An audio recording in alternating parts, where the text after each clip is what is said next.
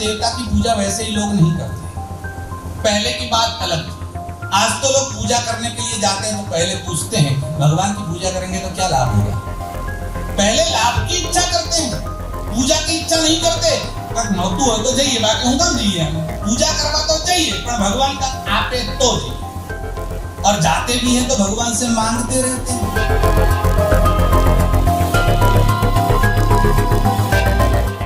आप मंदिर में दर्शन करने के लिए जाते हैं, देव का विग्रह होता है। ये जो मूर्ति होती है, प्रतिमा होती है, उसके लिए एक शब्द प्रयोग है विग्रह। ये भगवान का विग्रह है। विग्रह क्यों कहते हैं? इसलिए कहते हैं कि वस्तुतः तो भगवान निराकार है, उसका आकार नहीं है। अब आगे आएगा तब हम आपको बताएंगे। अभी तो इतना बोलते हैं कि जिसका आकार निश्चित न होते हुए भी जब चाहे जैसा चाहे आकार धारण कर सकता है, इसलिए उसकी विविध प्रतिमाएं, मूर्तियां, छाया चित्र बनते हैं, इसलिए उसका नाम विग्रह है। ये भगवान का जो विग्रह है, उस विग्रह में आप जरा ध्यान से दर्शन करिएगा। आप देव विग्रह का दर्शन करते हैं तो हम तीन बुद्धि से देव विग्रह का दर्शन करते हैं। एक तो लौकिक बुद्धि से हम भगवान के दर्शन करते हैं, दूसरा शास्त्र बुद्धि से भगवान का दर्शन करते हैं, और तीसरा दैवी बुद्धि से हम भगवान का दर्शन करते हैं। कौन कैसा दर्शन करता है वो अपने अपने ऊपर डिपेंड है। जैसे आप प्रतिमा के सामने खड़े हुए, भगवान की मूर्ति है और मूर्ति को देखकर आपको लगता है ये पत्थर है, ये लकड़ी है, ये सोना है, ये चांदी है, तो आप लौकिक बुद्धि से विचार कर रहे हैं। आपके लिए वो भगवान नहीं है। आपके लिए कौन है? लकड़ी है, पत्थर है, सोना है, लोहा है, जो भी है, उस धातु की मूर्ति है। और जब तक ये विचार रहेगा तब तक उत्थान संभव नहीं है। एक आदमी घर में देवता की पूजा करना चाहता था, और देवता की पूजा वैसे ही लोग नहीं करते। पहले की बात अलग थी। आज तो लोग पूजा करने के लिए जाते हैं तो पहले पूछते हैं भगवान की पूजा करेंगे तो क्या लाभ होगा। पहले लाभ की इच्छा करते हैं, पूजा की इच्छा नहीं करते। नौतू हो तो जाइए, बाकी हूँ कम जाइए, पूजा करवा तो चाहिए पर भगवान का आपे तो जाइए। और जाते भी हैं तो भगवान से मांगते रहते हैं। बादशाह अकबर एक बार नमाज पढ़ रहा था और वहां एक फकीर आया, और वो फकीर कुछ मांगने के लिए आया। और जैसे ही फकीर आया और फकीर ने उस सिपाहियों से जो बाहर खड़े थे उनसे कहा मुझे बादशाह से मिलना है। तो सिपाहियों ने कहा थोड़ी देर ठहरो, 5-10 मिनट के बाद बादशाह आए।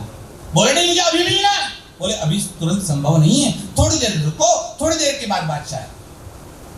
बोले कोई बात नहीं, थोड़ी देर रुकने में मुझे दिक्कत नहीं है, बादशाह क्या कर रहे हैं वो तो मैं देख सकता हूँ। बोले हाँ देख सकते हो। और देखा तो बादशाह नमाज पढ़ रहा था, और नमाज पढ़ते हुए बोल रहा था ला इलाहा इल्लल्लाह मोहम्मद रसूल अल्लाह। और भगवान को जैसे खुदा को प्रार्थना कर रहा था, या अल्लाह मेरा जो राज्य है उसकी सीमाएं बढ़ा दे, या अल्लाह मेरे जो भंडार है वो भर दे, या अल्लाह मेरी जो ताकत है उसको बढ़ा दे, मेरे राज्य का विस्तार कर दे। और ये जब फकीर ने सुना तो फकीर ने कहा अब मुझे बादशाह से नहीं मिलना, और वो चल गया। और जैसे ही चलने लगा और अकबर की नमाज खत्म हुई, अकबर खड़ा हुआ और अकबर ने कहा अरे कोई फकीर आया था। बोले हाँ वो जा रहा है। और अकबर पीछे दौड़ा। अकबर ने कहा माफ कर, ठहरो ठहरो फकीर ठहरो। तो फकीर रुक गया। फकीर ने कहा क्या? बोले आप कुछ मांगने के लिए आए थे। बोले हाँ मांगने के लिए आया था। तो फिर आपको क्या चाहिए बोलिए, जो चाहिए मैं देने के लिए तैयार। तो फकीर ने कहा मैं भिखारियों से भीख नहीं लेता। अब बादशाह को धक्का लगा। बादशाह ने कहा मैं भिखारी लिखता हूं आपको, मैं तो भिखारी हूं। बोले बिल्कुल तुम बड़े भिखारी, मैंने तो आज तक छोटे छोटे भिखारी देखे थे, इतना बड़ा भिखारी तो कभी नहीं देखा था, तुम तो सबसे बड़े भिखारी हो। बोले मैं कैसे भिखारी निकला? बोले अभी क्या कर रहे थे? खुदा से कुछ मांग रहे थे, मेरा राज्य बढ़ा दे, मेरे भंडार भर दे, मेरी शक्ति ताकत बढ़ा दे। तो तू जिससे मांगता है उससे मेरी डायरेक्ट पहचान है, मैं उसी से मांग लूंगा, तुझसे क्यों मांगूंगा? यही होता है, हम भगवान के सामने खड़े रहते हैं और मांगते ही रहते हैं। ये मांगना जब हमारे दिल से जाएगा तभी भगवान हमारे ऊपर राजी होंगे, तभी भगवान का प्रसाद घर बैठे मिल जाएगा। मांगने की वृत्ति निकालनी पड़ेगी। ऐसे जो भगवान हैं उसकी मूर्ति के सामने, विग्रह के सामने खड़े रहें, और जब आपको लगे कि ये मूर्ति है, तब तक परमात्मा का दर्शन संभव नहीं। दूसरी बुद्धि है शास्त्रीय बुद्धि। शास्त्रीय बुद्धि क्या है?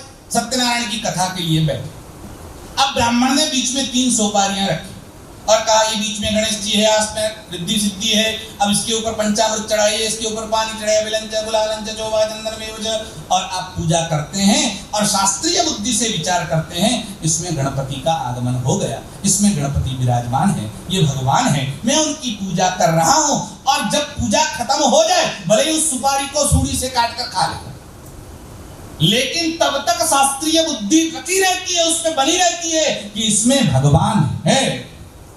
गुड़ के गणपति बनाते हैं, गोबर के गणपति बनाते हैं। हमारे गुजराती में तो कहावत है, गोबर ना गणपति ने कपासिया आंखों, और गोबर के गणपति बनाते हैं, उसको आंखें कौन सी बनाते हैं? कपासिया हो, कपासियानी आंखों बनावे।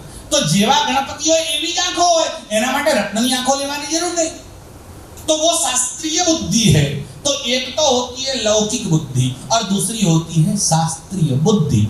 और तीसरी बात, प्रतिमा के विग्रह के सामने खड़े रहे और आपको लगे ये चिन्मय स्वरूप है, ये साक्षात परमात्मा ही है, न केवल शास्त्र के कहने से, न मंत्र से, न ब्राह्मण से, ये साक्षात परमात्मा विद्यमान है, ये देवी बुद्धि है। और देवी बुद्धि जब हो जाए तो परमात्मा अपने आप प्रकट हो जाता है। मंदिर में दर्शन करने के लिए जाएं तब ये पत्थर न समझे, भगवान पत्थर में नहीं होते, भगवान लकड़ी में नहीं होते, भगवान लोहे में या मिट्टी में नहीं होते। काष्ठेन विद्यते देवो न पाषाणेन मृण्मयी। क्या लिखते हैं सूत्रकार? काष्ठेन विद्यते देवो, भगवान लकड़ी में नहीं रहते, न पाषाणे, वो पत्थर में नहीं रहते, न मृण्मयी, वो मिट्टी में नहीं रहते, फिर कहाँ रहते हैं? भावो ही विद्यते देवो तस्मात् भावो ही कारणम। तुम्हारे भाव में रहते हैं। अगर तुम्हारा भाव है कि इसमें भगवान है तो भगवान उसी में प्रकट होते हैं। अगर प्रहलाद का भाव है कि स्तंभ में भगवान है तो भगवान स्तंभ फाड़ कर बाहर आते हैं। यदि नामदेव का विश्वास है कि कुत्ते में भगवान है तो भगवान कुत्ते में है।